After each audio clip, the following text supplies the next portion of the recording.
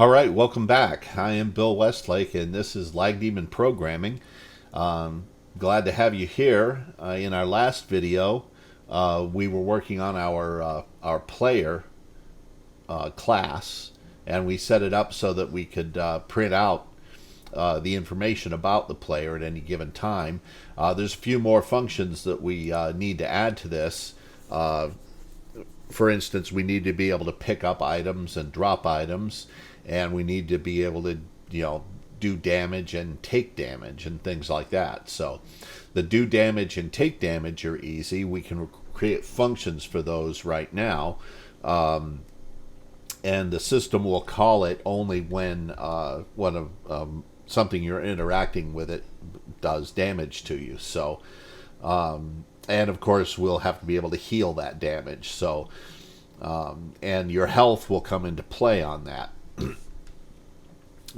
So let's see how we can go about with your health and so forth. So let's create a very simple function. We'll do void take damage. Oops. Amount. And that's very simple. I just realized we need another one in here. We'll call this bool alive equals true, and the system will be able to check that. And the way we'll check that is with a function bool get, or we'll call it is alive, and we'll just return. Let's follow our convention here. Underscore alive, return underscore alive. All right. So take damage. We need a value. So we've got your health. Let's do hit points. And this is how much damage you can take, and we'll calculate hit points. It'll be a random number, RAND dice. Having a little trouble typing here. Dice 6. We'll roll 3 dice 6, and we will add your health modulo 3.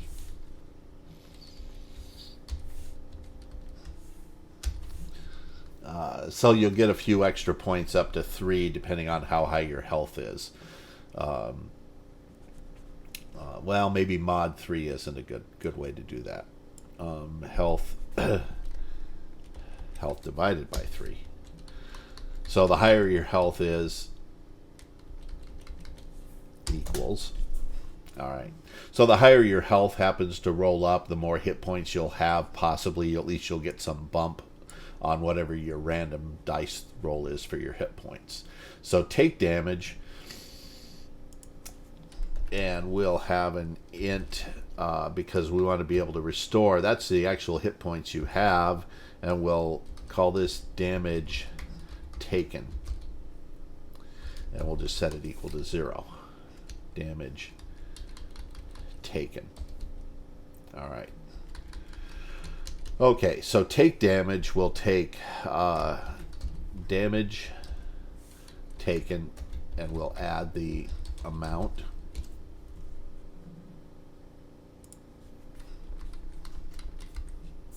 We'll add the amount, and then we'll say if damage taken is greater than or equal to underscore hit points underscore. Well, actually, we can do this. We don't have to do an if statement. We can do an assignment.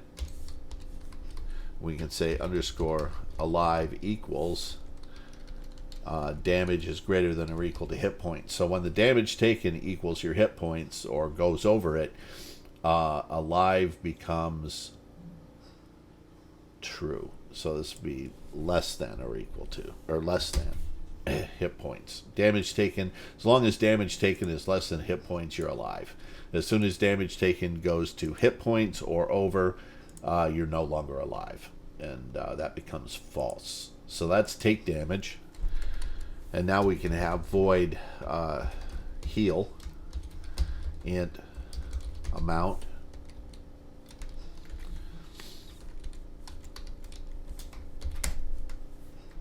And we can go damage taken. This should have been plus equals. This will be minus equals amount. And you don't have to do anything with alive on that because you can't die from being healed.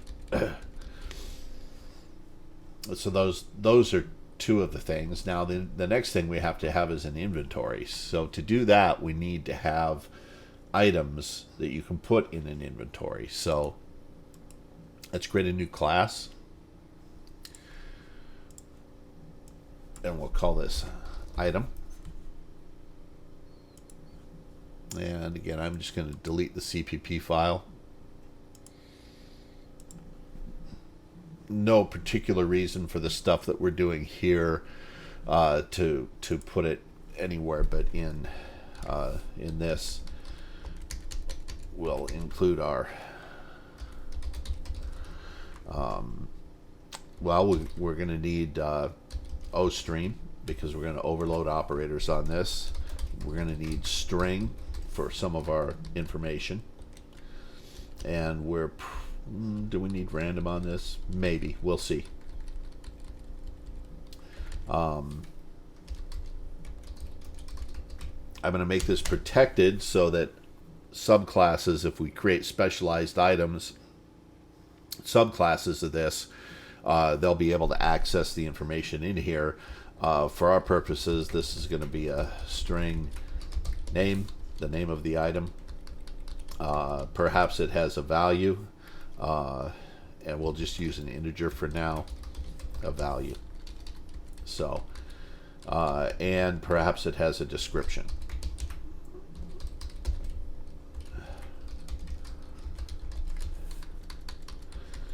And this is just a normal item. It doesn't have anything special. So we'll go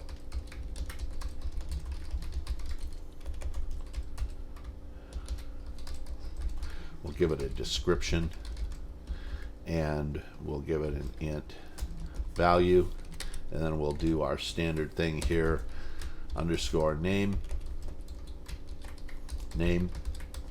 underscore description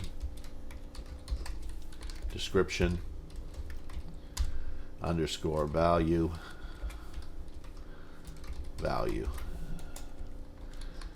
So there, we've got that. Now we want to be able to print it out nicely so that you can see it. So again, we'll create a friend.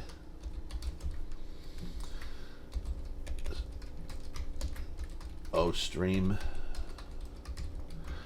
ampersand operator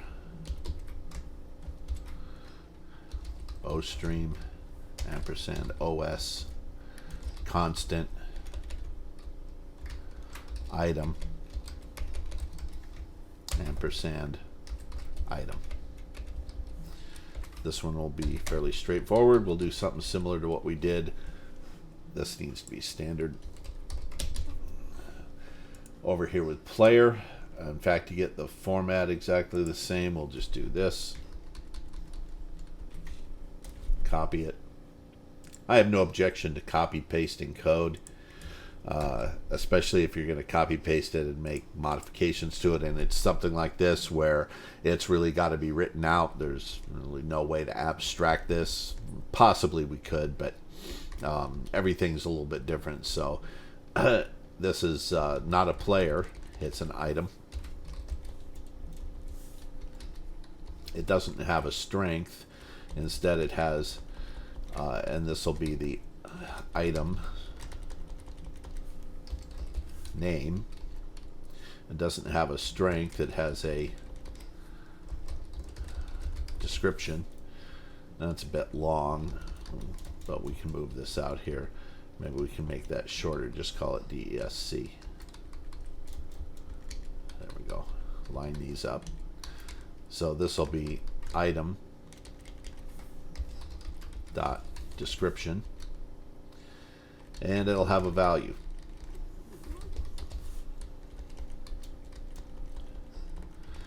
And it'll be item dot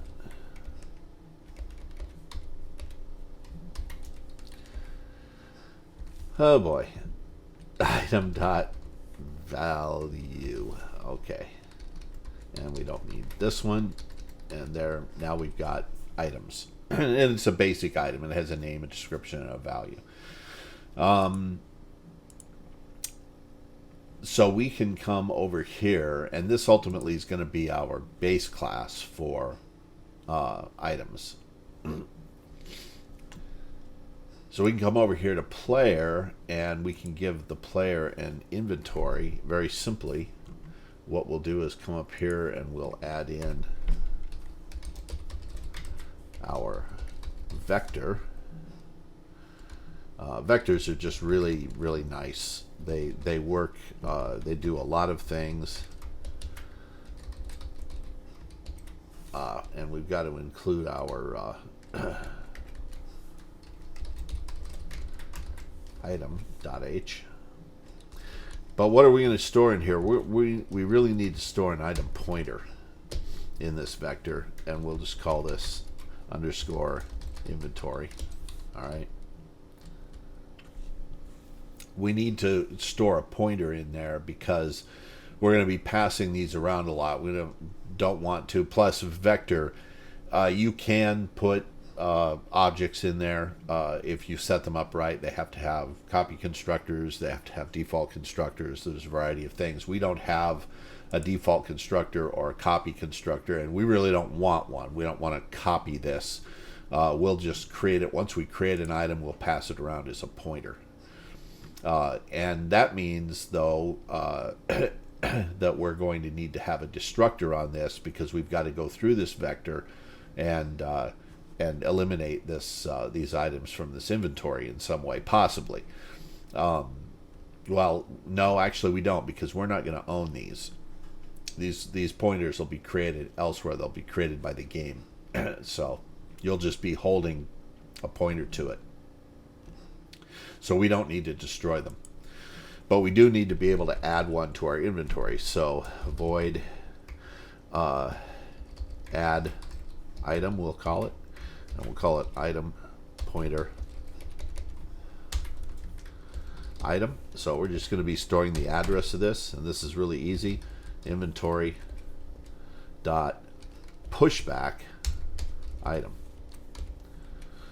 Now this is very simple and straightforward. Every item in this little game of ours is going to be unique, so they're going to be scattered around, so there's no need to have any special inventory tracking. We either have a particular item or we don't. It's in our inventory or it's not. If it's in our inventory, it's not in a room because the rooms won't have it anymore. In fact, a room, now we've got to add that capability to our room. Here's our room class. We need to item, and a room needs to have an inventory, very similar to what we did here. Vector item pointer inventory. So a room has an inventory also. Oh, forgot.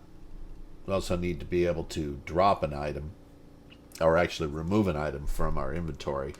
And that's, in that case, so items have a name. Perhaps they should have some kind of an identifier other than their name. Well, we'll just go by the name. The name will be the unique identifier. And so what we want to do is return an item pointer, and we want to have remove an item by name, and whatever removes it, which will be the game, a room, or something, will remove it. It'll get that pointer back so it can put it into the inventory of the room. For instance, if you give a drop command, then the drop command will fire, it'll remove the item, get that pointer by name. You will have specified the name in the command. Aha. So that's why we want to get it by name. All right. So very simply, there's a variety of ways this kind of thing can be done. We're going to do it very simply. We're going to do a for. Well, actually, I told you at one point in time I was going to show you the old way. So we'll do it the old way. We're going to do a for loop, and we're going to go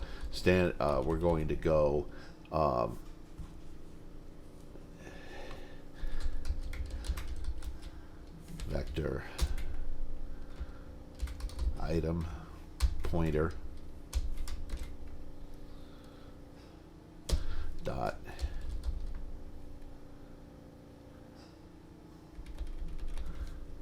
colon iterator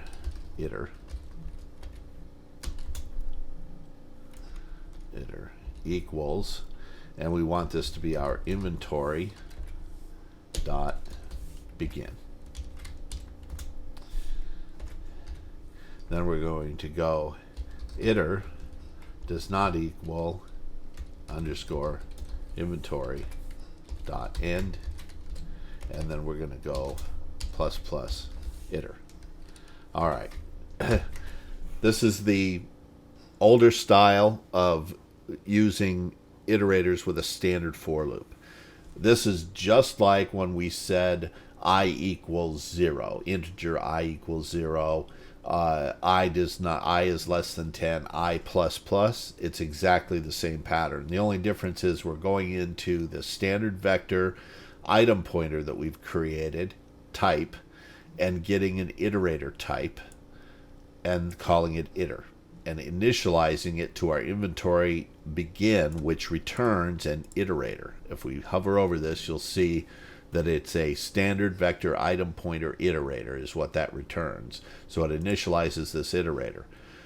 We're checking that the iterator does not equal the end iterator, which is the very end of our loop, just past the end. Actually, it's past the last item. And then we're incrementing the iterator on each loop. And what we can do is look to that item in that iterator. And the way we got to do that, though, is go this pointer iter pointer underscore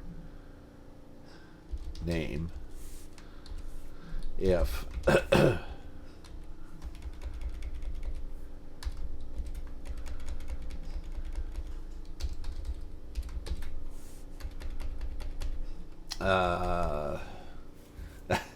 IntelliSense is not working so well, so I'll just type it out. If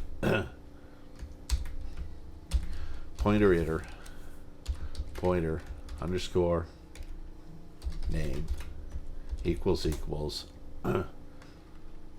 name,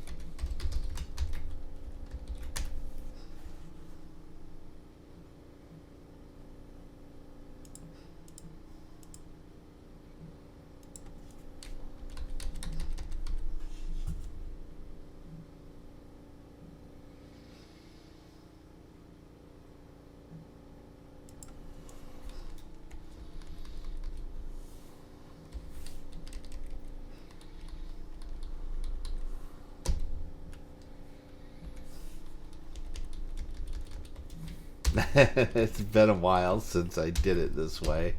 I'm used to doing it the other way.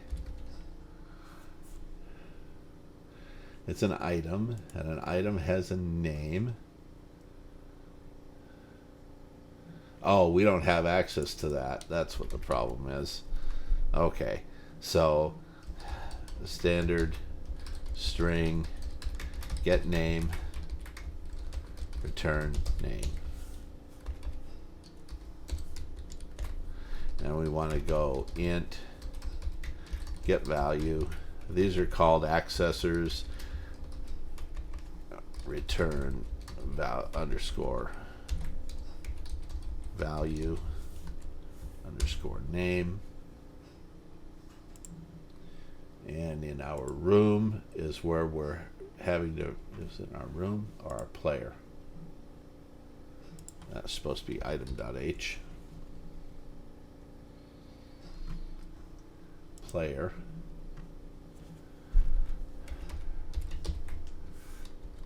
Get name. There it is. Okay. Why doesn't it like that? There it is. Extra. An extra parentheses, and we got this guy way over here. Okay. That looks better. All right.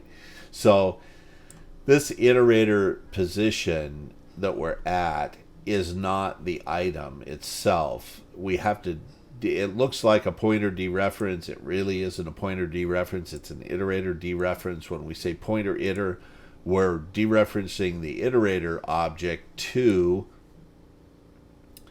the actual object that we want, which is a pointer to our item. And that allows us to do this get name equals name. Okay, that's the old way of doing it. I'm going to show you the new way of doing it, which is much easier. We're going to say auto item colon underscore inventory. And we're going to say if item pointer get name equals name. We're going to say underscore inventory dot. Okay, sorry about that. So what we want to do is we need to keep track of where we are in this by index. So what we'll do is so I'm not going to use this crazy mishmash of stuff. I'm going to use the modern way, but I did show you how that's done. So if the item get name equals the name, so we found it.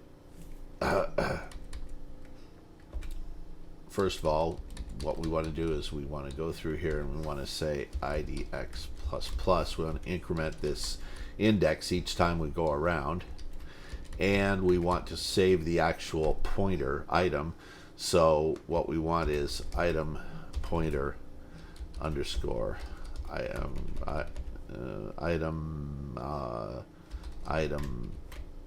we'll just call it result.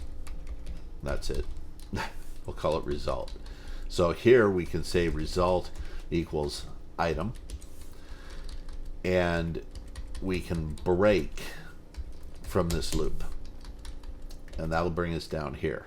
Okay, and now we can say that if result does not equal null pointer, so if it's not so we want to actually set that up here. We want to initialize it to null pointer. All right, so if it's not equal to null pointer, that means we found it. Otherwise we didn't find it.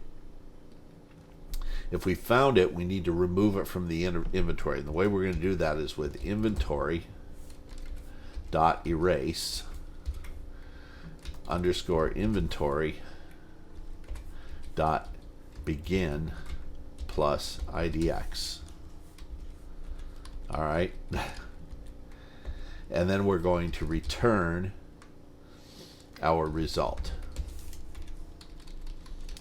Otherwise, we are going to return null pointer. All right.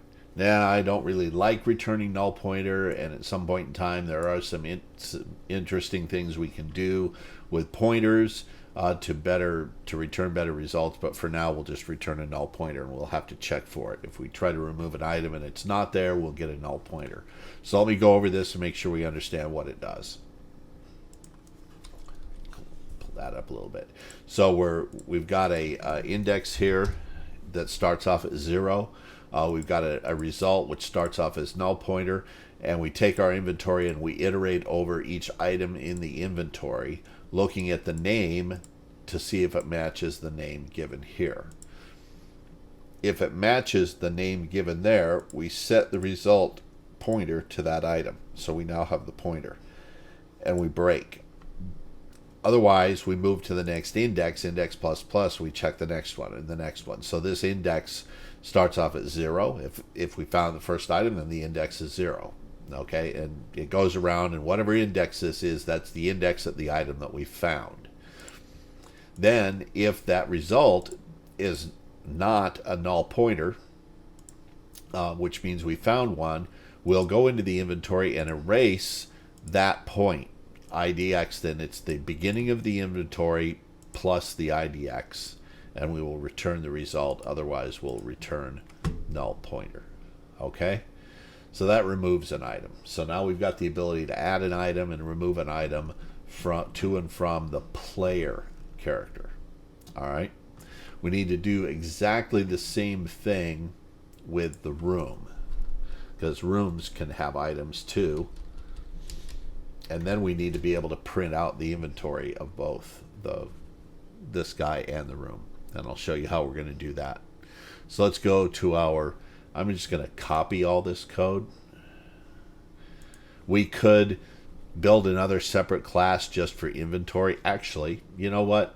That's exactly what we should do. Instead of having a raw inventory like this, we should, because we're going to need exactly this same code over in the room and possibly in an item, because items can contain inventories, we really probably should have. And so let's refactor it. Let's do that refactoring now. So I created the concept of an inventory in here, and that's great, except really I realize now we need to have that in a separate inventory class. So let's add a class. Let me cancel that. Let's add an item. I don't want to use my MIT class, and we'll call this inventory. Now, since this is an object that is dynamic and holds these pointers and stuff, I am going to use the inventory CPP file for the meat of this. So let's go back to our room, and we definitely need string and vector. We don't need item because it's going to use it. So here's our inventory. Let's throw these in. Out of player, we definitely need this concept, this vector. So I'm going to snatch that out of there and put it into my inventory. We'll make this, just in case we want to create different kinds of inventories, we'll make that protected. We need item. Include item.h. So it needs to know about items. All right. And then this can contain this add item and remove item, and we don't have to duplicate code. Now we'll put this in first, and then I'll move these to the CPP file. Let me open up the inventory CPP. We'll put these also down here. We'll come up here and we'll remove the implementation.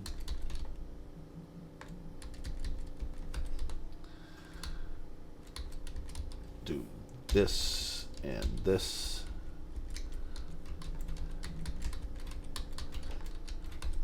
And we'll go back to our CPP file, and we have to have this inventory here and here, and now it's got access to everything.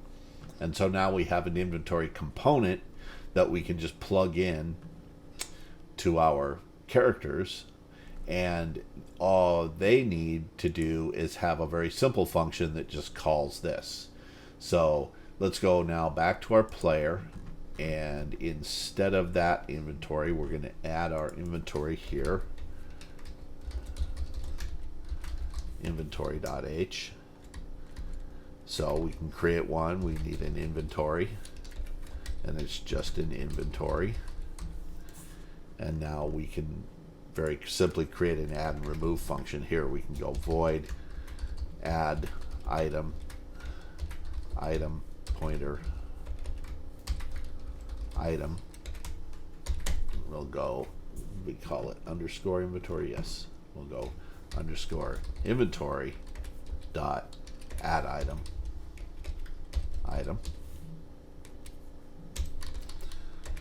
And we'll go void remove item standard string name, and we'll go inventory dot remove name.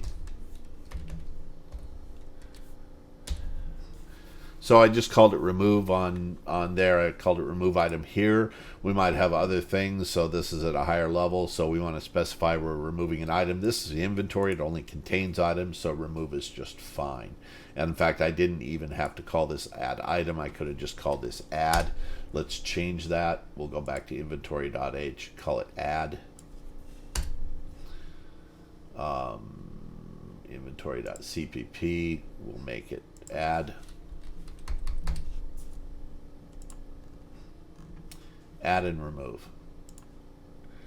So we've got our own little container wrapper just for items that we can do various things with, simplifying that.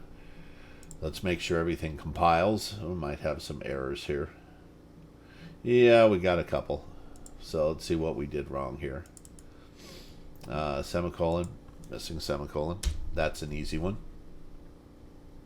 Missing semicolon and missing semicolon. It's all the same. So let's try it again.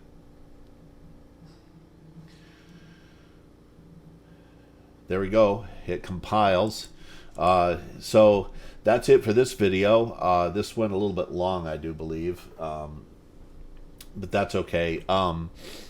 We covered, starting to create some of the various objects that we're going to need to build this dynamic system of a dungeon crawl. So we've got a player now. We've got the ability to randomly generate some numbers in a consistent way. We've got our inventory set up. We've got items, beginning of items, and items will get a little more hierarchical. We'll create various kinds.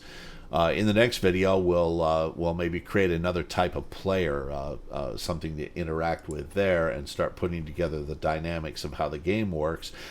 And once we get that all together, then we can start putting commands together to make the game do things. So that's why I'm holding off on parsing the actual command line until we get these pieces together, because those commands are what's going to affect and impact and work upon all these pieces. So in many ways, these are our data structure for our program, our game in this case, and our commands have to work on that data structure. So thanks for watching. I hope you enjoyed the video. If you liked it, hit that like button. If you really liked it, hit the subscribe button. And if you want to get notifications when I upload videos, hit that notify button.